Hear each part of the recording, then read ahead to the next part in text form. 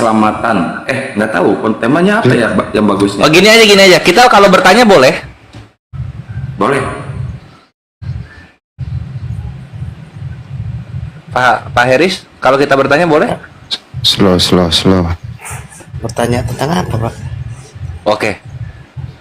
Ditunggu ya. Silahkan Gurunda. Iya. Boleh saya Gurunda? Saya boleh bertanya ya. Pertanyaan saya sederhana, Bung.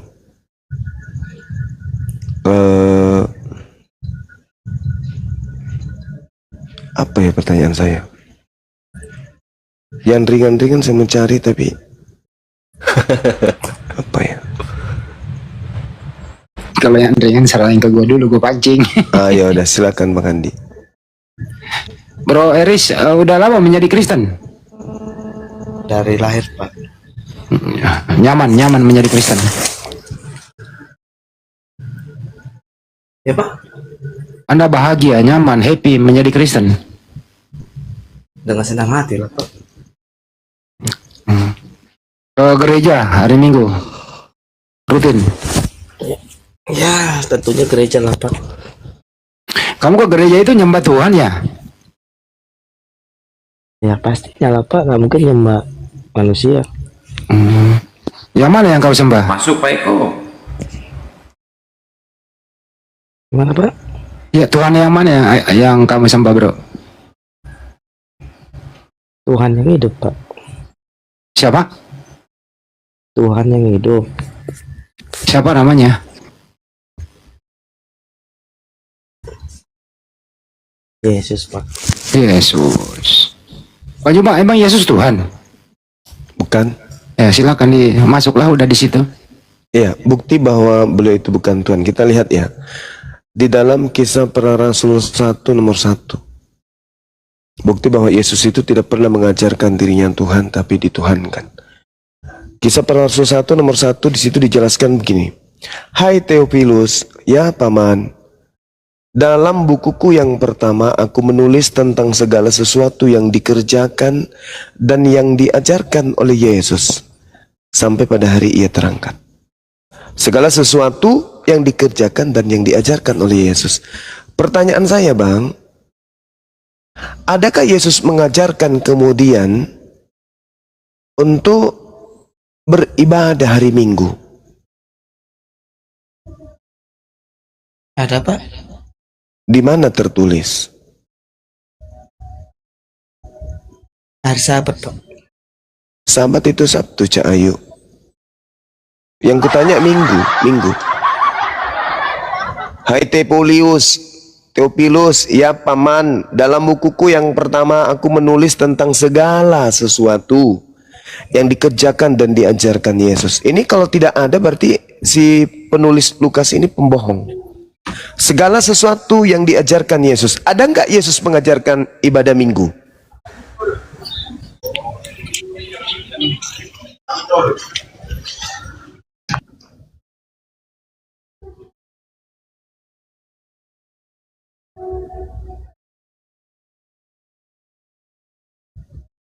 Ya, kalau diajarkan ada lah, Pak.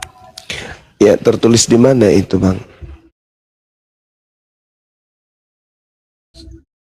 Beris dalam apa, Pak? Dalam kitab Taurat. Ya, dalam Bible Anda lah pasti. Kan kalian ibadah di Taurat itu hari Sabat, saudara. Keluaran 31. Yang saya tanya Minggu.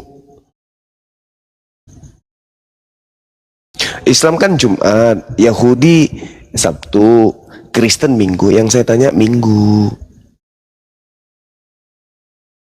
Itu sama, Pak. Itu enggak ada perbedaannya. Beda itu, saudara. Satu Sabtu, satu Minggu. Jangan lagi.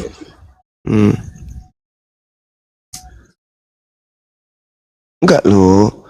Kan dikatakan di dalam Kisah Para Rasul 1 nomor 1 bahwa dalam bukuku yang pertama aku menulis tentang segala sesuatu yang dikerjakan dan diajarkan oleh Yesus. Ada nggak Yesus mengerjakan satu ritual ibadah di hari Minggu? Dan adakah Yesus mengajarkan itu? Kalau tidak ada, berarti konsep yang diajarkan oleh Kristen mempertuhankan Yesus itu adalah sesuatu yang fiktif. Tak ada unsur pengajarannya dari Nabi yang datang di tengah-tengah Bani Israel, yaitu Nabi Yesus. Nah, siapa yang mengajarkan kemudian orang Kristen ini beribadah menyembah kepada sosok yang bernama Yesus ini di hari Minggu? Siapa itu? Itu penting untuk kita ketahui. Apakah Yesus? Kalau Yesus, mana buktinya? Di mana dalilnya? Sedangkan di dalam kitab yang Anda pegang, Yesus sendiri yang berkata, sekarang sedang berlangsung penghakiman atas dunia ini. Sekarang juga penguasa dunia ini akan dilemparkan keluar. Penguasa dunia akan dilemparkan keluar. Pertanyaannya, keluar dari mana? Ini sesaat Yesus terangkat ke langit. Yesusnya berkata, sekarang berlangsung penghakiman atas dunia ini. Sekarang juga penguasa dunia ini akan dilemparkan keluar. Maksudnya ini penguasa dunia dilemparkan keluar dari mana? Dari rumah? Dari kamar mandi? Bang Fe, syukran. Dari mana? Penguasa dunia ini dilemparkan dari mana keluar? Bang! Bro, ya Pak. Iya. Ini penguasa dunia dilemparkan keluar dari mana, Bang? Bagi orang tetap tidak percaya, Pak. Bukan. Coba Anda lihat lagi di dalam kitab Anda, Yohanes 12. Kalau di Islam kan jelas, datang Islam ini mengurai tentang agama Kristen. Agama Kristen tipikal agak penganutnya itu dijelaskan semuanya dalam Al-Quran. Bahkan Al-Quran mengatakan wa iyad'una illa syaitanan marida. Yang kalian sembah itu adalah iblis yang terkutuk, iblis yang durhaka. Nah, sekarang permasalahannya, Yesusnya di Yohanes 12 ini, ketika Yesus diurapi di Betania, lalu kemudian persepakatan munculnya pembunuhan terhadap Lazarus, dan juga Yesus memberitakan kematiannya. Ketika Yesus memberitakan kematiannya, di situ adalah detik-detik Yesus menjelaskan tentang adanya penguasa dunia yang dilemparkan keluar. Jadi setelah Yesus ingin dibunuh, terjadi kemudian huru-hara pada saat itu. Yesus kemudian berkata kepada pengikutnya, sebab penguasa dunia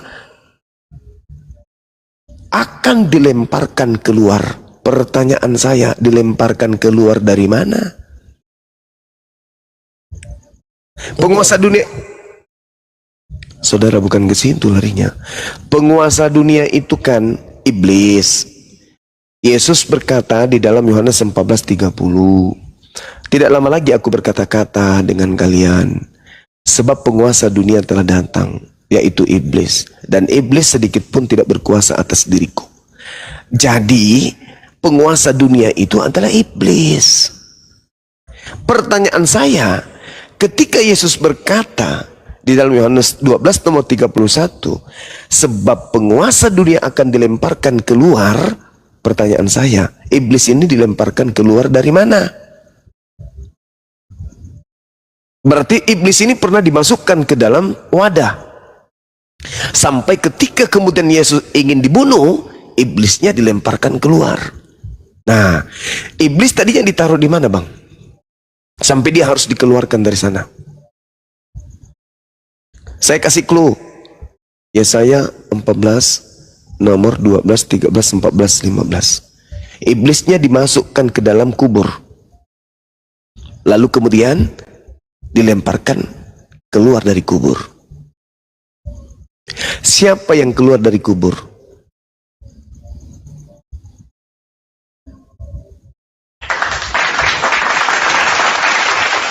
Siapa yang keluar dari kubur? lalu berkata, pergilah ke seluruh dunia, jadikanlah seluruh bangsa menjadi pengikutku. Itu siapa yang keluar dari kubur itu?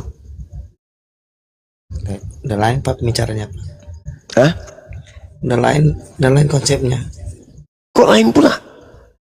Kan Yesus mengatakan dalam Yohanes 12, Matius 12, angkatan jahat akan diberi tanda keluarnya seseorang anak manusia dari kubur.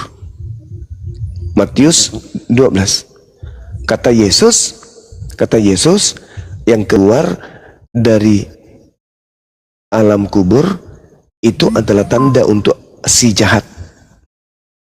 Pertanyaan saya, pada hari ketiga ada yang keluar dari kubur, itu siapa? Udah beda cerita Pak. Kok beda cerita? Itu sinkron. Dunia ini akan dikuasai oleh penguasanya, yaitu iblis, yang dilemparkan keluar. Keluar dari mana? Angkatan jahat diberi tanda, masuknya anak manusia ke dalam kubur. Yesaya 14, masuknya iblis ke dalam kubur.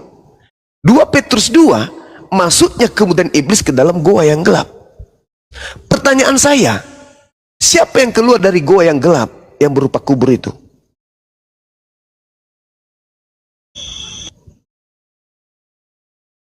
Bukankah itu sembahan saudara? Bukankah yang selama ini Anda sembah yang keluar dari kubur itu? Bang, karena Tuhan tidak mungkin keluar dari kubur. Biasanya yang keluar dari kubur itu setan.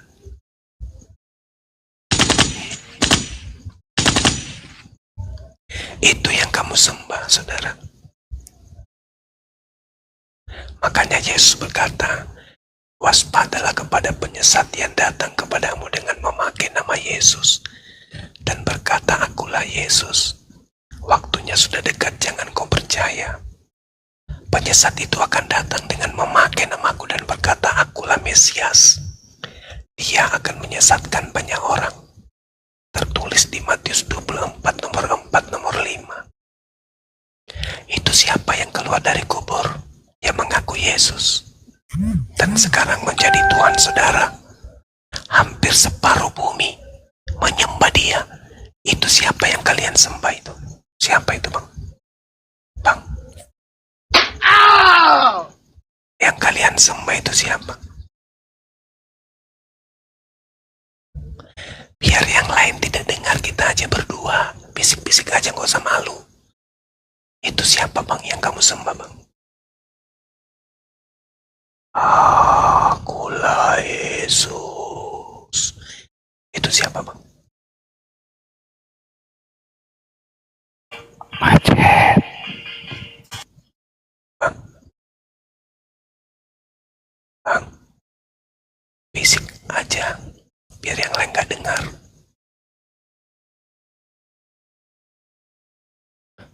Markus 16 nomor 12. Lalu Yesus menampakkan diri dalam rupa yang lain. Itu siapa itu? Yang menampakkan diri dalam rupa lain itu siapa, Bang? Bang, yang keluar dari kubur itu siapa?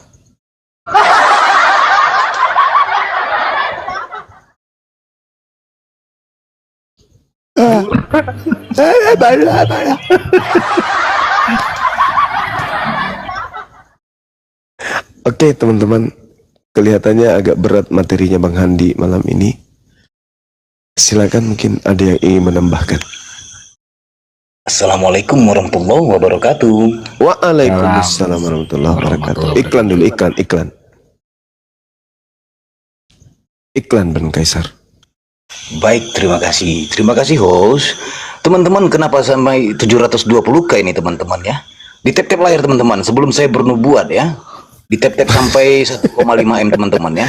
Dan jangan lupa jangan lupa teman-teman di hashtag dakwah ya, karena akun Gurunda kita ini sudah banyak kena racun anggur asam, kena bunga karang, kena jala 12 muri, kena tombak ya. Di tap-tap layar teman-teman ya. Ditanggapi orang ditanggapi ya, tanya ngomongnya. Ada yang mau tanggapi dulu atau saya mau bernarasi sebentar, Iya, teman-teman? silakan bernarasi dulu. Siap. Siap. Bismillahirrahmanirrahim. Untuk teman-teman viewer di bawah yang sangat baik ataupun pura-pura baik serta manusia yang beriman, juga manusia yang masih mencari keimanan. Saya Kaisar Nero Juntak menyiarkan langsung di frekuensi Roh Kudus 3,1 FM Sungai Jordan. Saya Ketua Dewan Pimpinan Pewarta Bukit Golgota. Kencangkan tap-tap layarnya, saudara-saudaraku terkasih. Kencangkan tap-tap layarnya dan kencangkan tap-tap layarnya. Jangan lupa teman-teman di follow akun host narasumber di atas, juga saya sendiri. Sekali lagi saya ingatkan untuk narasumber Tritung, Katolik, Protestan, Wanes, penyembah knalpot Mio yang menuhankan pelak Pajero. Kalau naik komal diskusi bawa otak dan akal, akademis dan duduk manis. Sebelum bernarasi tampilkan dan gunakan dalil data sesuai dengan tekstual. Boleh merujuk ke teks original. Kalau ditanya konsep Tritunggal, jangan pernah kau jawab dengan kasur, guling, bantal. Pembahasan di sini penuh edukasi, pembelajaran bermutu dan berisi. Bukan opini dan bukan asumsi imani. Kita kasih paham karena kami APII. Jangan menjual isi biblos dengan dogma doktrin sejengkal, bisa jadi isinya produk gagal. Awalnya ajaran kasih, akhirnya cerita nakal.